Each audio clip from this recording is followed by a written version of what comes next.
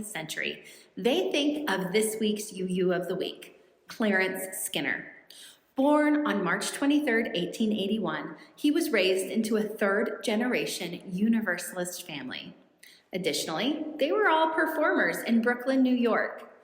Clarence decided not to go into the family business, however, and instead felt himself called into the Universalist ministry. He attended St. Lawrence University, where he studied the ministry. It's there that he met his wife and lifelong companion, Clara. They were married just after his ordination in 1906. Prior to his ordination, Clarence worked as an assistant at the Church of the Divine Paternity in New York City. There, his primary job was in religious education, leading classes and groups for people of all ages. Additionally, he began to work with the Universalist Commission on Social Service. This group's goal was to highlight the injustices in the world and use their faith as the backbone to solving the problems. This cause would be central to Clarence's ministry for the rest of his life. After his ordination, Clarence and Clara moved to Mount Vernon, New York, where he served at the Universalist Church of Mount Vernon. Shortly after, in 1911, he moved on to the Grace Universalist Church in Lowell, Massachusetts. He began to teach at Tufts College and revitalized an evening program similar to our very own summer forum called the Lowell Forum. Speakers from the community were invited to discuss issues in the community, including labor issues central to the industrial area. He was president of the Sunday School Society and published his first major work, The Social Implications of Universalism.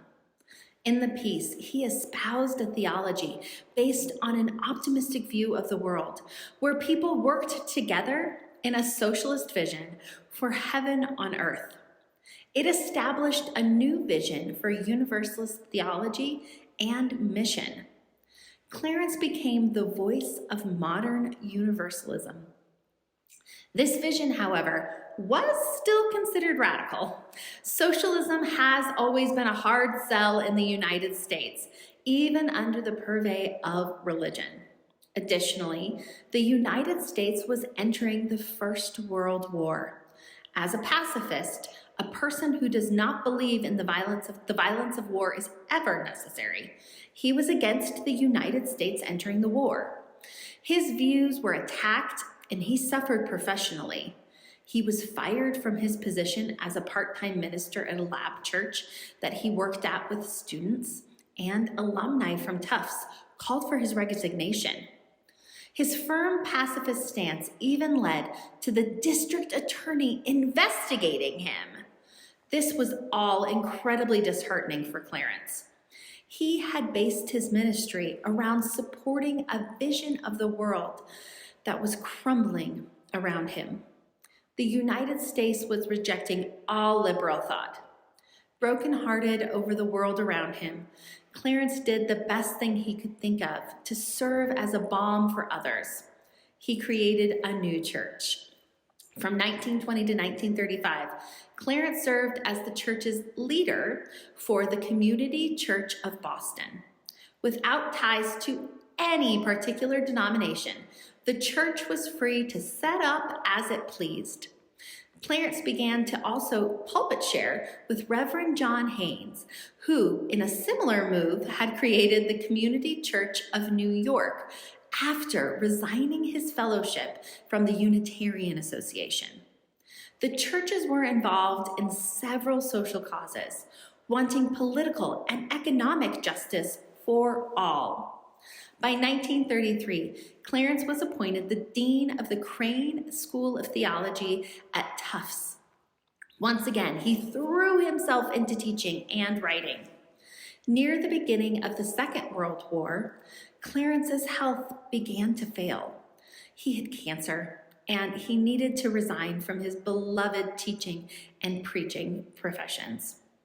He spent the final few years of his life settling his library of works and writing his final book, published after his death, Religion and a Well-Ordered Life. Clarence died in his summer home in Connecticut on August 26, 1949. Clarence believed that people had the ultimate responsibility to each other to create a world that was just and loving for everyone. That people, if they followed the examples of God, could create a heaven in the here and now. He said, "We must so expand our spiritual powers that we vastly increase our understanding and sympathy. There is no middle way. It is the greatness, universalism, or perish." Thank you, Reverend Skinner, for relentlessly pursuing this world understanding for us all. To find out more about famous UUs and not so famous UUs, visit us at uuoftheweek.org.